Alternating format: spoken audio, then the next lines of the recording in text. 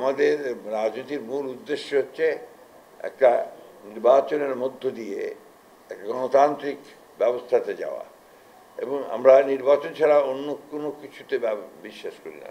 সুতরাং নির্বাচনের যে কার্যক্রম, নির্বাচনের প্রক্রিয়া, এটা সবসময় আমাদের মধ্যে আছে।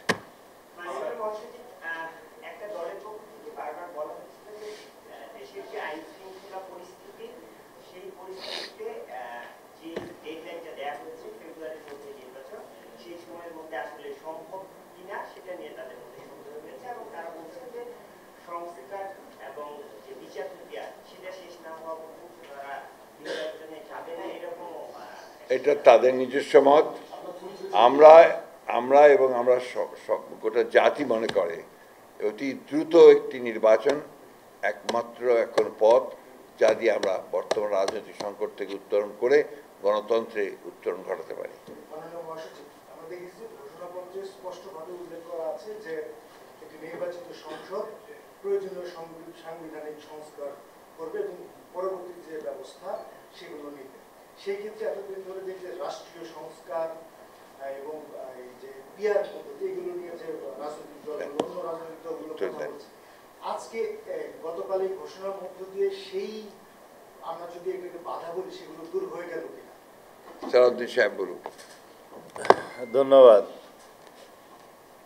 যে ঘোষণা মাননীয় প্রধান উপদেষ্টা দিয়েছেন ঘোষণাপত্রে, যে পরবর্তী নির্বাচিত সংসদ সংবিধানের যাবতীয় সংস্কার বা সংশোধনী এগুলো বাস্তবায়ন করবে, এটাই আইনি এবং সাংবিধানিক প্রক্রিয়া।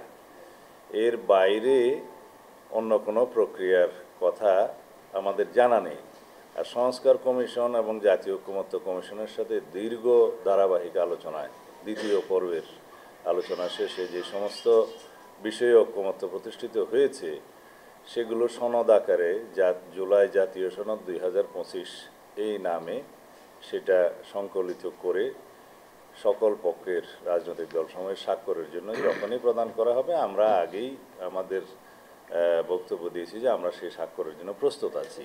বসুন্ধরা টিস্যু, অশুদ্ধতার বিরুদ্ধে এক বিন্দুও ছাড় নয়। এবং সেটা বাস্তবায়নের প্রক্রিয়া নিয়ে অনেকেই বিভিন্ন রকমের বক্তব্য দিতে পারেন, সেগুলো নিয়ে আলোচনা হতে পারে। তবে মাননীয় প্রধান উপদেষ্টা ঘোষণাপত্রের মধ্যে যেটা উল্লেখ করেছেন, এটাই হচ্ছে একমাত্র বৈধ প্রক্রিয়া, যে নির্বাচিত সংসদ পরবর্তী সংসদে সাংবিধানিক সকল সংস্কার এগুলো পরিপূরণ করবেন।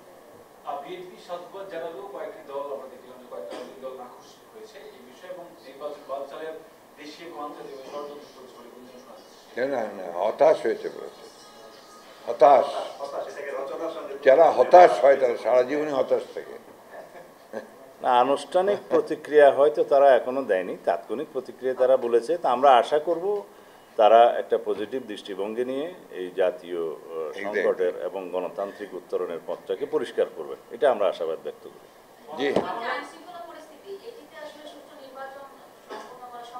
খুব সম্ভব, অত্যন্ত ভালোভাবে সম্ভব। আপনার 3 মাসে আপনার 91-তে আপনার নির্বাচন হয়েছে, তখন একটা ছাত্র গণ অভ্যুত্থানের পরে সে নির্বাচন হয়েছিল। পরবর্তী সমস্ত নির্বাচনগুলি আপনারা লক্ষ্য করেছেন 3 মাসের মধ্যে সম্ভব হয়েছে, এবং এটা এখন আরও বেশি করে সম্ভব যে জনগণ এই নির্বাচনটা চায়। তো জনগণই আইন শৃঙ্খলা রক্ষার জন্য সবচেয়ে বড় প্রহরী হয়ে দাঁড়াবে।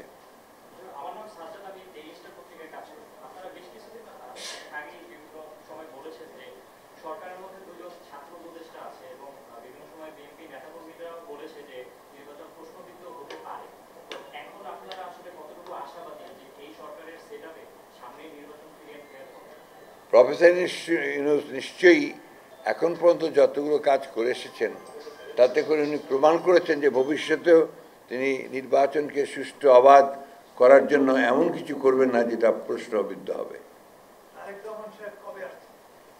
যত তাড়াতাড়ি সম্ভব।